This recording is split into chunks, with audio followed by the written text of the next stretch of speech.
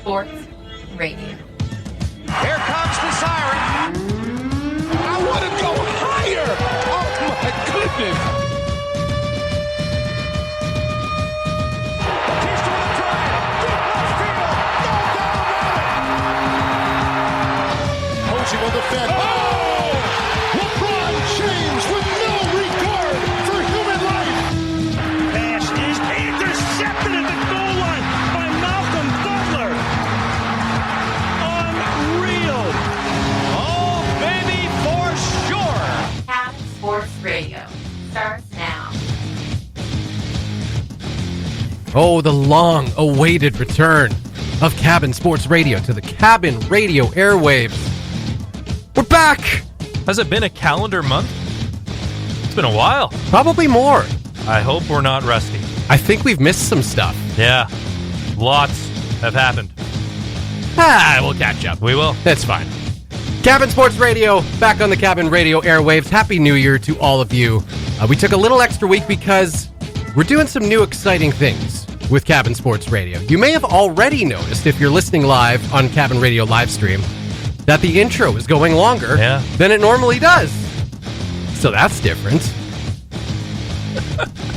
We're switching things up a little bit, and I always hated personally when TV shows or whatever said, the new blah, blah, blah, and nothing changed. Yeah. So I thought about doing that. But then I thought, we may as well make some actual changes. It's 2020. It's a brand new decade. Start off fresh. And I think we can get better here on Cabin Sports Radio. I don't know about you, Michael. You can always get better. That's the perfect attitude. Always room for improvement. And we are not exempt. We are far from exempt. Especially when it comes to predictions. Yeah, we'll try to get better at those. Yeah. We'll try to get better at, a whole lot of things. Mm-hmm. But with that in mind, here is one of the new things about the all-new Cabin Sports Radio. We start off with Cabin Sports Radio News, a look back at the biggest stories from the past week. We could go a lot further back, considering we missed the World Juniors. Yeah. We missed a few things before that, but we're not going to go back that far back.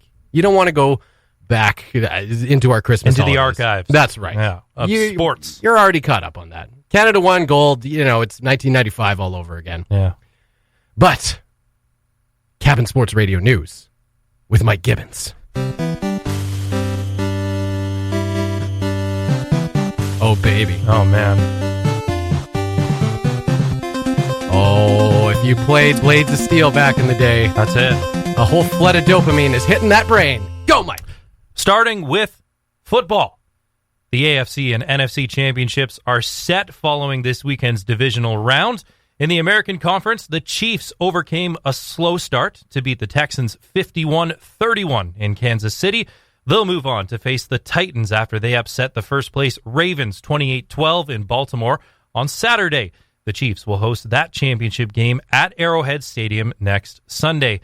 In the National Conference, the 49ers defense limited the Vikings to just one score in a 27-10 home win. Joining them in next weekend's NFC championship game will be the Green Bay Packers, who squeaked by the Seahawks 28-23 last night. That NFC championship game will take place in San Francisco. Speaking of getting better at predictions, here's a potentially really awful prediction. Next year, the 2021 NFL Super Bowl champions is going to be the Baltimore Ravens. Nice. Yeah. Well, what, 14-2? 14-2 In the regular season? Lamar Jackson, it's like 36 touchdown passes and 6 interceptions. Yeah. This is for a 23-year-old running quarterback, 1,200 yards rushing. Yeah. I don't know exactly how he was stopped, but the Titans found a way. But I think that's just kind of a rookie starting quarterback in the playoff thing. I think you're going to see a different result next year, whoever the Ravens happen to face. I think they're going to be unstoppable next year. Man, look at those Titans, though. Hey, giant slayers, right? You knock off the GOAT, and then the greatest dynasty that's going on right now in North American professional sports, in the Patriots, right, in the wild card weekend. Yep. And then you beat a team that goes 14-2 in the regular season to move on to the AFC Championship. They might be a team of destiny this year. All right, I think so, right? It's a good story. I'm not going to put money on it or No. anything, but see, we're still testing out this predictions thing. Without me knowing what the over-under was at all, Yeah. I hope you didn't take the under for the Chiefs game. I did nothing of the sort. I don't even know what it was. I have a vague idea of what it is, but I doubt very much it was 82 points. That game was insane. Oh, if my you God, recall, yeah. what was it, 21? Was it 21 or 24? I think it was 21. It was 24 nothing. Yeah. With the Texans climbing out to a really early lead. Yeah. I figured at some point Mahomes was going to sort of, rally the troops, and then they started getting scores. Was it, I want to say 8 straight drives?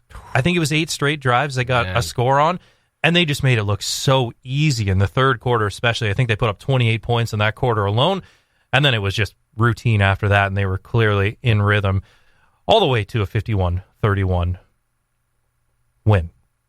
In hockey, Oilers forward Zach Kassian has been suspended 2 games following an incident with Calgary's Matt Tkachuk on Saturday. The decision was announced by the Department of Player Safety this afternoon. Kassian took exception to a hard hit thrown by Tkachuk by punching him repeatedly and throwing him to the ice during the second period. The Oilers forward received a double minor for roughing and a 10-minute misconduct on the play. Tkachuk will not face any disciplinary action. I guess you can't really call it a fight when it's only one person participating. That's right. Yeah. This getting a lot of traction right now. A lot of ex-NHL players, current players coming out, speaking their truths. Not a lot of people in Mr. Tkachuk's corner. No, I got to say, I'm really entertained by it all. I just kind of, I watched the highlights on, I didn't see the actual game, but I watched the highlights Sunday morning, and I was just laughing watching it all happen. And, I've got no stake in the Oilers or the Calgary Flames, what happens there, but I always enjoy seeing what happens in the Battle of Alberta. No disappointment there, but it just, to me, just kind of seemed like another Battle of Alberta. That's just kind of what happens when those two teams play. No doubt about it. The battle is back. The war has just begun. Yeah. Elsewhere, the Toronto Maple Leafs announced today that they'll be without defenseman Morgan Rielly for at least 8 weeks with a fractured foot. The 25-year-old suffered the injury during last night's game against Florida, but managed to finish play. Toronto is already missing blue liner Jake Muzzin, who's been out since December 27th with a broken foot of his own. The Leafs called up rookie Rasmus Sandin from the Marlies earlier today to fill in for Rielly. Obviously, losing your best defenseman is never a good thing. Mm-hmm. But I think there's been a pretty strong sense that Morgan Rielly has not been 100% all season. No. He just has not looked. He hasn't looked like Morgan Rielly of last year. Like last year, he was all season. He looked like a Norris Trophy candidate without question. He did. Possibly was going to be the winner. If it weren't for a couple pretty strong seasons by Mark Giordano. I can't remember who else was a candidate, but he had some pretty stiff competition. He has not looked like the same player this year, and I don't think it's just a symptom of the Toronto Maple Leafs in general looking worse defensively. I don't know. He doesn't seem to have the same spring. So I'm kind of hoping that, obviously this is tough for the Toronto Maple Leafs losing Morgan Rielly for 8 weeks, but hopefully whatever else is going on with him, hopefully can kind of heal both of these, whatever was going on at once. But, Do you think Connor McDavid broke his ankle? Sorry. Mike, you're cold as ice. In baseball, the Houston Astros have fired their manager and general manager after the pair were suspended by MLB for using electronics to steal signs back in 2017 and 2018. A.J. Hinch and Jeff Lanu were both relieved of their duties earlier today. Boston Red Sox manager Alex Cora, who was with the Astros 2 years ago, will also be disciplined. The largest sports scandal in years, Houston was found guilty of using a camera to relay signs to a replay room and alert batters of upcoming pitches to get an advantage. The Astros were also fined $5 million and forced to give up multiple draft picks. And Lecter, I think that was the absolute maximum they could be fined under the collective bargaining agreement. And I was telling you off air, I kind of got sucked down a bit of a YouTube vortex of how exactly they were stealing signs. And it's pretty crazy. They had a camera. You think of Spygate. You think of other ways that the teams have cheated in the past. Deflategate. Yeah. Both.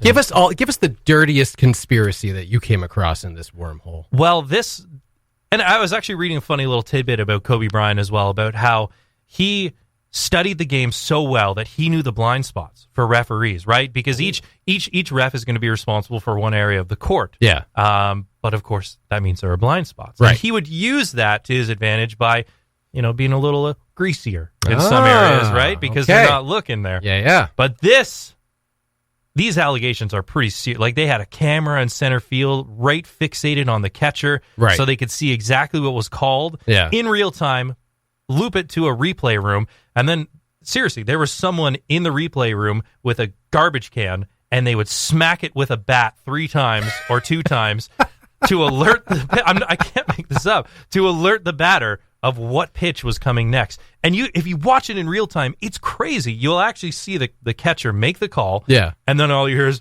boom, boom, boom in the distance, which alerts the batter that a breaking ball, like either a curveball, a changeup is coming, to watch out for that. You're not going to get a heater. What a sophisticated operation with such a primitive signal. That's why I enjoy it. So, because they're using cameras, like they're using electronic sign stealing. Yeah. But then there's this other element that's just so primitive. Oh my God. We're just going to bash on this garbage can. For such a traditionalist sport too, like baseball, like they don't even like using video replay to like actually get a call right. Yeah. It's kind of ironic that you have these sophisticated schemes for cheating, but the actual people in charge of like making sure the rules are called properly are like a century behind. Yeah. It's pretty funny. Major League Baseball, never change. And then, of course, if you think back to it, Astros won in 2017. The Red Sox won in 2018. So these allegations, very, very serious. Finally, Lecter, Conor McGregor will make his much-anticipated return to the octagon this coming weekend. The former UFC lightweight and featherweight champion will face veteran Donald Cerrone in Las Vegas on Saturday. McGregor hasn't fought since October 2018 when he lost a title fight against Khabib Nurmagomedov. McGregor and Cerrone's fight will be in the welterweight division. Man, does that guy know how to promote himself, eh? Yeah. Jeez. Even when he's not fighting, he's still in the headlines. What was it? Beating up an old man at a bar or something? That was one of the latest ones. Yeah, sexual assault. Reportedly, Take your pick. Yeah. Conor McGregor is kind of a garbage human being. Yeah. Oddly enough, I get the sense that, and Donald Cerrone is a fantastic fighter. He's been a great welterweight fighter in the UFC for years, and Cowboy Cerrone. He's been one of those guys. I think he's a former welterweight champion, if I'm not mistaken. And when he hasn't been champion, he's been one of those guys that's been kind of like on the cusp, regardless, and a really good gatekeeper for those who just thought maybe they were potential title shot material. So he's no slouch, but why do I still kind of get the sense that the UFC is setting up Conor McGregor? Because like if he loses this fight, they really lose, and I know like an MMA and UFC purist is going to tell me that I'm way off on this, and that it's there's a deeper talent pool than there's ever been in the UFC in all divisions, and that probably is true. It still doesn't make them marketable names. To someone outside the UFC, a casual fan, you hear most of these guys' names, and you're not jumping out of your seat to buy the next pay-per-view. But you hear Conor McGregor's name, everyone knows who Conor McGregor is. Yep. And so if he loses this fight, he's not really going to be. You can't really legitimately put him as one of those elite guys anymore, I don't think. And then you lose your poster child. You lose potentially a lot of money because he's a draw. And then I don't know what you do after there. Like call Brock Lesnar again, right? Like I don't know. And there are camps and groups of people that heavily criticize Dana White for supporting his stars when outside of the octagon they're not great human beings. Nope. John Jones obviously comes to mind. Conor McGregor has had numerous run-ins with the law, but at the end of the day, these guys sell fights. Yep. You and I are probably not. I couldn't even tell you who's been in the last few cards. I'm not a huge MMA UFC guy. I will absolutely watch marquee events. Yeah. Now there's a rumor that McGregor's chasing a McGregor Mayweather 2.0. Oh, there we go. He's in the headlines again, so let's give him some more coverage. But they sell fights at the end of the day, and like you said, these guys are poster childs for the sport. People want him in the ring. He was actually, I was reading today that Conor McGregor is predicting he's going to make an $80 million I saw that. payday. That's right. Out of this. Yeah. My God. This isn't even a title fight. Yeah. Not bad. Not bad. And your first fight in what, 15 months? Oh, my God. Pretty good. Yeah, that's, like I say, the guy knows how to promote himself. Yep. All right, well, that'll do it for Cabin Sports Radio News. Brand new segment, brand new decade here on Cabin Sports Radio. And we will be back as we got an interview guest coming up next on Cabin Sports Radio. Exciting times for the snowmobiling community here in Yellowknife. Two big announcements came down with freestyle snowmobiler Dave England heading to this year's X Games and snowcross racer Brandon Bradbury being invited to take part in an upcoming race in the International Series of Champions in Iowa later this month. We will hear from Brandon next on Cabin Sports Radio. The CSR Podcast. Cabin Sports Radio brought to you by Sport North, moving sport forward. Joining us on the phone now, a very special guest, Yellowknifer Brandon Bradbury, who has a very exciting opportunity in front of him. He is a snowcross veteran here in Yellowknife and is getting a very exciting opportunity a little bit later on. We'll talk about that a little bit, but first, welcome to the show, Brandon. Hey, thank you for having me. Excited to be here. So you are a snowcross racer. So that is, still a fairly new sport, especially as far as professional sports goes. So for those who maybe aren't aware, tell us a little bit about what snowcross is and what you do. So snowcross, I guess the best way to explain it would be that it's similar to motocross or supercross. It's a technical sport on a closed course. And you're basically against 15 other guys in a final, going across technical terrain and trying to get to the end of the finish line first. So basically what that entails is it's almost like riding a bull. It's almost like controlled chaos, I guess you could say. We're wrestling 450-pound machines out there next to 14 other guys doing the same thing, trying to meet the same end goal of finishing the race first place. The tracks could be pretty technical, really deep holes. We could see upwards of 30 to 40 feet of air and 120 to 150 feet in length and jumps. And basically it's a high-speed sprint, so it lasts about 10 minutes to 15 minutes in length. You don't really have much rest out there. And like I said, it's almost like controlled chaos out there. And to me, it's really fun, but it could also be very stressful for me as well, knowing that there's guys all around me, don't know what they're doing. They're jumping all around. They're hitting me, and I could be hitting into them. It's chaos, but it's a lot of fun. Yeah, I imagine for the most part, most people know what they're doing, but that's still, I assume, is of very little comfort when they're all trying to jockey for position on these pretty terrifying machines if they happen to get out of control. Exactly. They're actually purpose-built high-performance snowmobiles, and there's probably only about 200 to 300 built per year, which these racers have to apply for through the Arctic Cat Race Department or the Skidoo or Polaris Race Department every year. So these machines are really strong. They can handle the abuse, and these snowmobiles are basically the testing grounds for the production snowmobiles.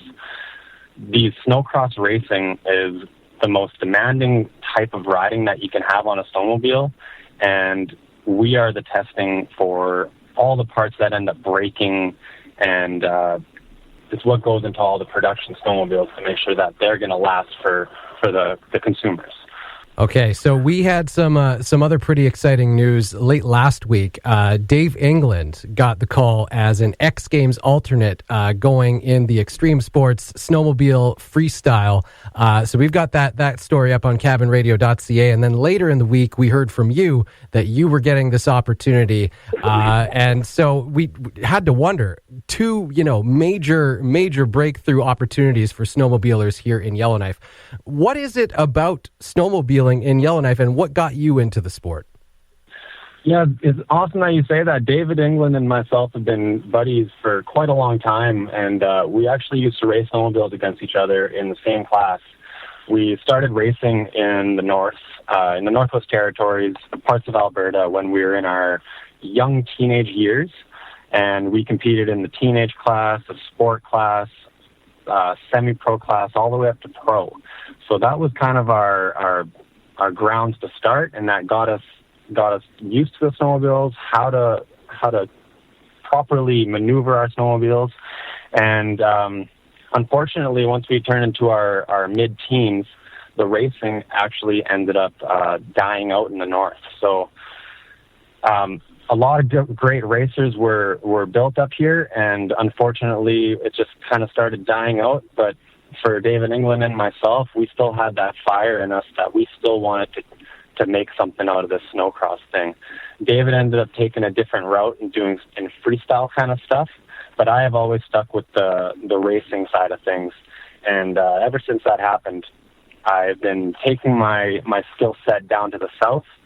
I went to some national events in Ontario. I've been to some national events in Idaho and Montana. And throughout the years, it has given me the skills to make it to the pro level in the international series. Okay, so David is off to the X Games, and you, later this month, are heading down to Iowa for the International Series of Champions. Tell us what is going on there. So the International Series of Champions, it's the biggest series for snowcross racing in the world to date. All the top snowcross racers from all over the world, for example, Denmark, Sweden, Norway, Finland, United States, Canada, and even Japan. They've seen some people come from Japan. You wouldn't think there would be people racing snowmobiles there, but like I said, people from all over the world travel to these events to see where they're at against the world's premier racers. And it's pretty exciting because all these guys in the pro class, pro-light class, they're hired by factory teams, and their job is to go out there and train and practice, and their life in the wintertime is strictly snowcross. And you've been approached by professional snowcross racer Travis Muller, who those who are familiar with snowcross probably are familiar with the name. Tell us what this means for you getting on Team Muller, and what that could mean for your career moving forward. Yes, this is the best opportunity I've ever had in my racing career. It's something that I've been waiting for since I turned pro. So it's a little bit late, but better late than never, and I cannot pass up this opportunity. The Muller Motorsports team approached me at the beginning of the year, and they knew that I was from the north, and I have a long distance to travel to make these snowcross events. And knowing that I never actually been to a International Series of Champions event, they wanted to be able to give me that opportunity and let me race one of their snowmobiles and race out of their trailer. They'll have a mechanic for me that will be able to wrench on my snowmobile in between races and make sure that I got the proper setup, proper engine setup, suspension, and clutching, which is crucial when you're up in the pro class against these guys. When you're up in this class, physical fitness and your ability isn't going to get you to the top. You need to have 100% working snowmobile, and you have 100% working body, I guess, physical abilities. So I have a lot of confidence going down there, having them support me. Since he's been down there all of his life, he's been racing down in that series since he was a young kid, just like myself. So he's been around it, he's seen it, and he knows what to expect. And he actually competes in the pro class himself. And just last weekend, I was watching him race, and he was getting hole shots, coming out of the line in the pro class first, doing very well, and the machine looked very well. So I'm pretty excited to be able to jump on a snowmobile that is 100% and going to be able to take the abuse and the pounding that we put those snowmobiles through. Okay, so this is obviously a huge opportunity for you. When is the International Series of Champions? We mentioned later this month. So they have 8 races throughout the season. They start their very first race of the season at the end of November, which was canceled this year. And then they had another one before Christmas. And they basically have them every 2 weeks. Sometimes they'll have 2 weekends in a row. And it's a point series. So every single race counts. You'll have 2 motos, which will qualify you for a final. There's 15 people that can make a final. So if there's more than 15 people, there's a chance that you may not even race the final. So every race is important to those guys that are in the point series. Unfortunately, I'm only going to one event, and I won't be taking part in the point series, but the guys that I'm racing against are all looking at a bigger picture, and every single race counts towards points. And at the very end, there'll be a points champion. So you'll get, at the very least, a pretty good taste of what the competition's going to be like as you inevitably and hopefully move forward with your career. Exactly. This is the biggest thing I want to do. Is it's either I'm going to do well or I'm going to learn, and that's all I can take from it. And I'm just excited for the opportunity. It's great for me. I'm just going to soak it all in, and I'm just going to be like a kid in a candy store down there. I'm just going to be smiling ear to ear, and it's going to be amazing. Awesome. Well, we are super excited for you, Brandon, and would love to follow along. So why don't you let us know? I know you're on Twitter. I don't know if you're on some other social media, but plug where we can follow you as you continue your snowcross career. Yeah, you can follow me on Facebook and Instagram. I have my pages. I just made a post on Friday stating that I'll be doing all this stuff, and I will make sure that I am keeping the people involved and letting them know what's going on. Amazing. All right. Well, stay safe, as safe as possible as the sport allows, Brandon. Race hard, and we'll keep up with you and hopefully talk to you later on Cabin Sports Radio. All right. Thank you very much. And I just want to give a shout out to all my local sponsors out there that have given me this opportunity. There are many out there, family and friends, and without them, this wouldn't have been possible. So a huge thank to everybody who has given me the chance to do this. You're listening to Cabin Sports Radio, brought to you by Sport North, moving sport forward. Cabin Sports Radio brought to you by Sport North, moving sport forward. Check out sportnorth.com for everything going on with them and sport in the North in general. Moving along, story came out today basically making it apparent what we already knew. Connor McDavid is the most prolific scorer right now in the NHL. He joined fairly exclusive company this past weekend when he notched his 443rd career point before celebrating his 23rd birthday. The significance of that benchmark being that only 4 players in NHL history have compiled more career points before turning 23. I'm sure you can guess who one of them is. Mm-hmm. He scored 92 goals one year, 212 points. Wayne Gretzky, of course, one of them. Mario Lemieux, despite the fact that I don't think he ever played a full season in his entire career, not surprisingly still, because he was that good, is another one. Dale Hawerchuk, former captain of the Winnipeg Jets 1.0, is another one. And the final, Sidney Crosby. Pretty good list. Pretty great company. You got 3 Hall of Famers and Sid the Kid, who will unquestionably be a Hall of Famer. Yeah. 3-time Stanley Cup champion now. Unless he comes out tomorrow and says the Hall of Fame is garbage, don't induct me. Yeah. Yeah, I think he's a pretty sure bet. He's a shoo-in. Yeah. So that is really, really good company. I think at this stage in their career, by the time they turned 23, I think Crosby had played something like 40 more games than McDavid. But when you apply that point per game, they are so close. Yeah. It's I want to say Crosby's around 1 point career. By that point, 1.36 points per game. McDavid's like 1.33. So you apply that to those missing games, they're separated by like 10 points or something like that. And that's a generational player in Sidney Crosby, one of the best to ever play. So clearly McDavid in very, very good company. Yeah, those two I think are the obvious like actual comparisons you can make with this list. You know, obviously Wayne Gretzky, Mario Lemieux, Dale Hawerchuk, they all come from a bygone era. They were all part of that, the 80s and early 90s where, you had Bobby Carpenter scoring 50 goals a season. And it just, honestly, if you look back at the number of players, you look at a list through the years of 50-goal scorers per year. And, of course, now you're lucky if you get one. Yeah. You might have one or two. Like Alex Ovechkin is probably going to score 50 goals every year. Yeah. Leon Draisaitl is becoming part of that class where you expect him, largely because he plays on the line with the aforementioned Connor McDavid. And then there's like a couple other players who could score 50 goals if they have a really good year. John Tavares got very close last year. Yeah.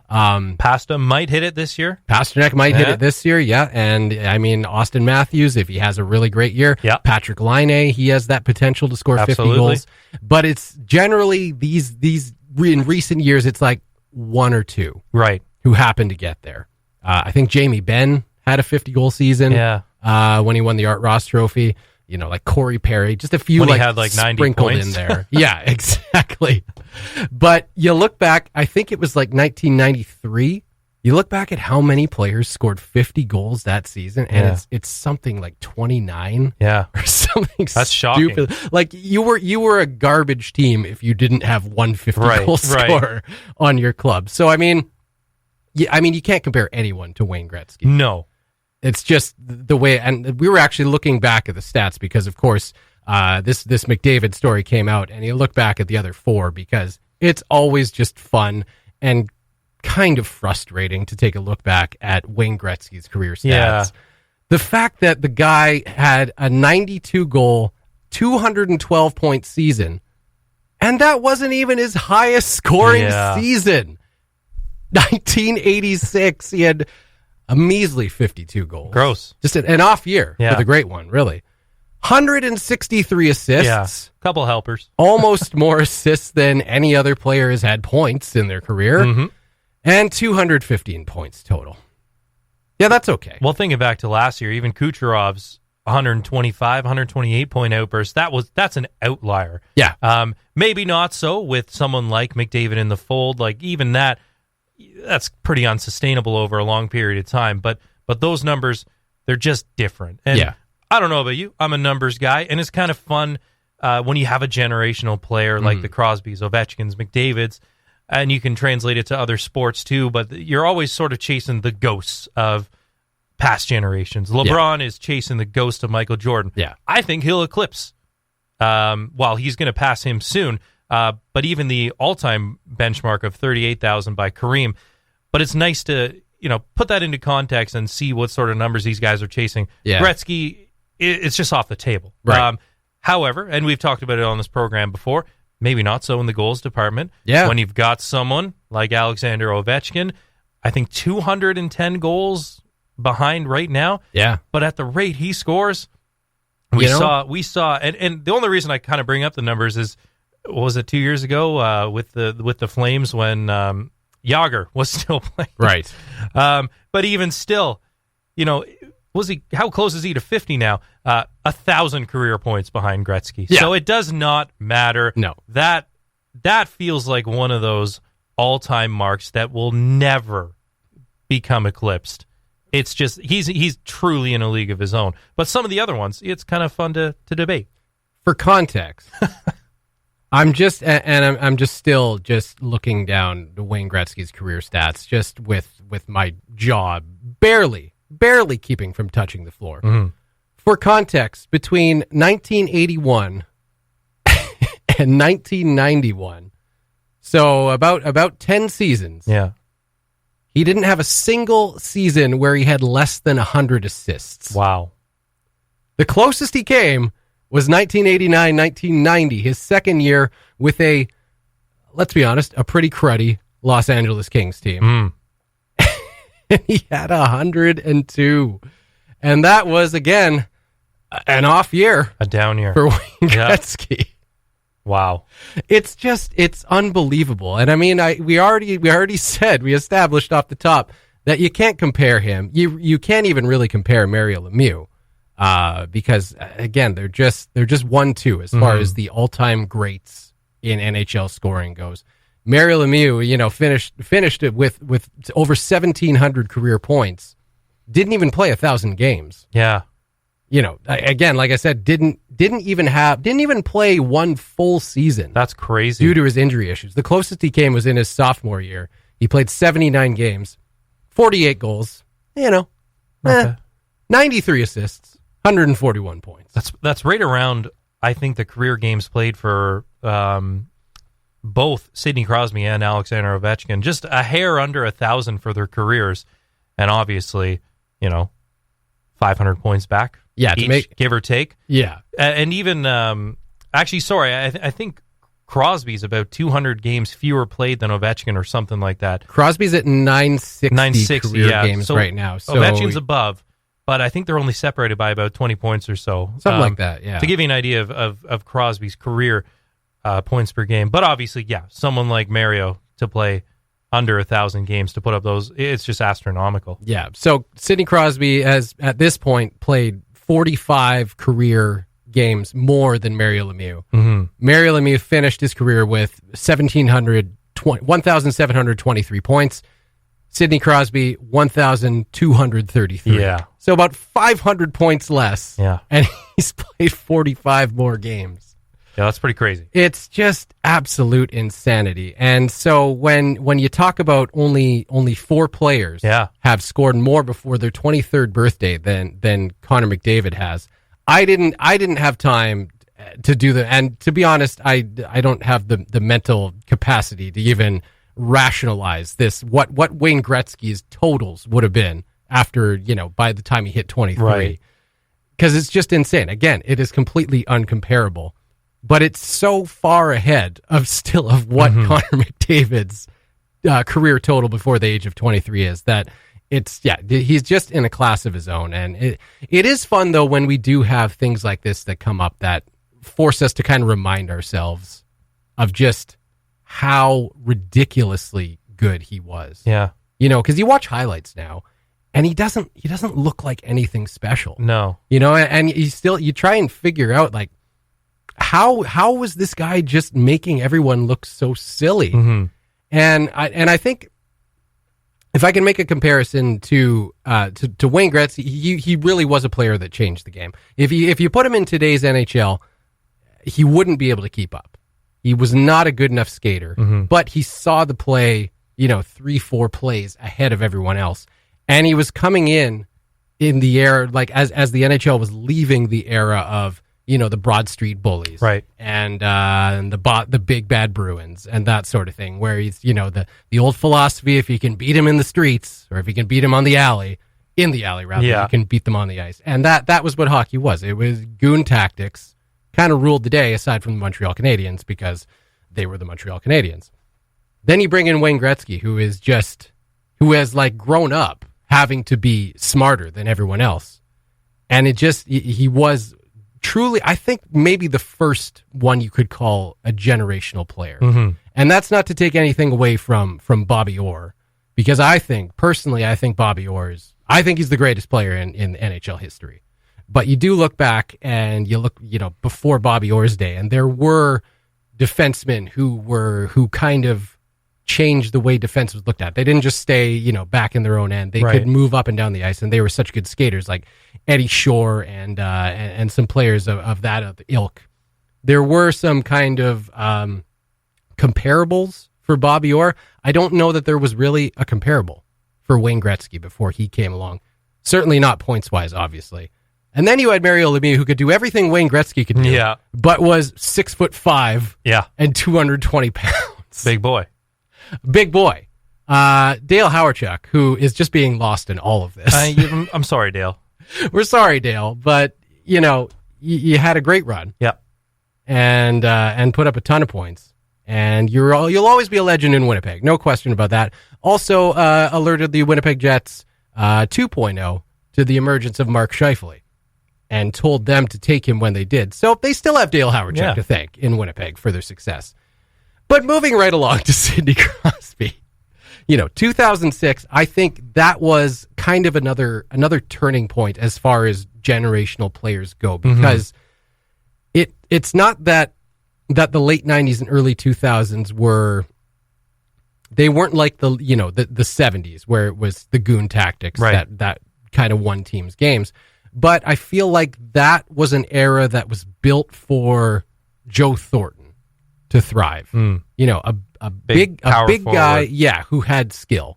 You saw a lot of the Eric Lindros. Was a perfect example of that type of player that despite his injuries that obviously cut his career short, thrived in that era of the NHL. And it was, you had to be big, you had to be fast, and you had to be tough. Sidney Crosby was not big. He was only 5'11", But he kind of made the focus of building teams shift from, all right, maybe skill is more important than size. Maybe physical, spending time in the gym and honing your craft and working on your skating.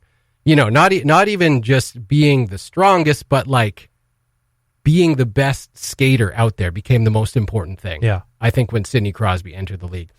So I think even Sidney Crosby had a bit of an advantage when he broke in, because it was a game that was conditioned to, like I say, a Joe Thornton or an Eric Lindros. That was how teams were building themselves. And then you fast forward 10 years to Connor McDavid. The game has only conditioned more along the lines of a Sidney Crosby. Absolutely. And so Connor McDavid comes in. He is built for that type of game. But the thing that makes him impressive is that he's just so much better at it than everyone else. That goal against the Leafs, when I'm sure Morgan Riley is just still having nightmares about. You made a joke about it off the top of the show. Maybe you suffered that broken ankle before the other day. That was insensitive on my part. But yeah, I saw that goal. Wayne Gretzky himself commented on that goal that it took him out of his seat. And that the shock and awe factor that Connor McDavid brings to the ice every single night. Like you said, the game has changed. It's faster now. You have some teams whose identity is completely built upon speed and skill. Our beloved Maple Leafs don't have that sandpaper, that grit element. They are exclusively built, their top 6 anyways, maybe even 9, around skill and speed. And the game is so much faster now than it has been. And that's why Connor McDavid is so special, because he's still light years ahead of everyone else. He's the kind of person that you look for on the bench. Yeah. You look for the number 97 anytime he's on the ice, but you're also looking at him when he's on the bench. When is he going to come onto the ice next? And every single possession will start in his zone, and even from there, he can make something happen. One of those players, really, where anytime he touches the puck, he can make something happen, generate something either for himself or for teammates, basically at will. Yeah. And that's not to make excuses, for why he maybe hasn't scored. What I was saying, why he hasn't scored as many points as Wayne Gretzky, because it is a completely different you don't have players, even players who are, categorized as tough guys in today's NHL. They still can play. They can all skate. You don't have... You have to be able to. Yeah, you don't have, a Donald Brashear or a Stu Grimson or a Bob Probert, and these guys who are they're out there for one reason. There are no one-dimensional players anymore. You don't find a spot on an NHL roster unless you can skate. Yeah. More than anything else, skate. And so this is built to defend against guys like Connor McDavid, and they still can't stop him. It is, honestly, really, really remarkable to watch. And it is why they call them generational talents. Yeah. You just hope for, the one thing you hope for is injuries. Obviously, before 23, I only think the only significant injury Crosby had anyways, I think it was a high ankle sprain. Yeah. And a concussion. One season each before they turned 23 that both McDavid and Crosby didn't eclipse 100 points on a season, and both limited to injuries. Obviously, McDavid's rookie campaign cut short with that shoulder injury, created mostly because of his speed. Again, it was a really hard fall into the boards after a pretty dirty hit. Yeah. But it was created because of his speed. And then, of course, after 23 that Crosby really started to miss time with those concussion injuries. So that really was unfortunate to see. You hope that McDavid doesn't fall into the same sort of injury habits. And the really scary thing about Connor McDavid, for one, he's only 23. He's the fastest player in the game. He can do everything, all of his top skill stuff at top speed. Yeah. And he's only going to get bigger, stronger, and faster. Yep. The Cabin Sports Radio Podcast, brought to you by Sport North, moving sport forward. Cabin Sports Radio is brought to you by Sport North. They are moving sport forward. Wrapping things up here on Cabin Sports Radio Former NBA Commissioner David Stern passed away on New Year's Day, with reports and tributes coming out the following night on several NBA broadcasts. However, on a Fox NHL broadcast intermission during a game between the Tampa Bay Lightning and the Montreal Canadiens, a slight error was made by host Paul Kennedy, while former Lightning captain and co-host Dave Andrechuk stared at the camera like a deer caught in the headlights. For the record, Gary Bettman is not dead, and that'll leave us with this. Have a great week. Yesterday, the sporting world lost Gary Bettman, the most significant commissioner perhaps of our lifetime. Leading the NBA for 30 years, he dies at the age of 77. Gary Bettman, the commissioner of the NHL, was his associate when Mr. Bettman arrived in the NHL in 1994 and has served this league since. It is a personal loss for Gary, and he says, I am extremely saddened at this. David taught me how to be a commissioner and, more importantly, how to try and be a good person. David will be missed terribly, especially by his wife, Diane, his sons, Andrew and Eric, all of whom have Shelley and my deepest condolences. Gary Bettman leaves us at 77, a legendary commissioner in professional sport.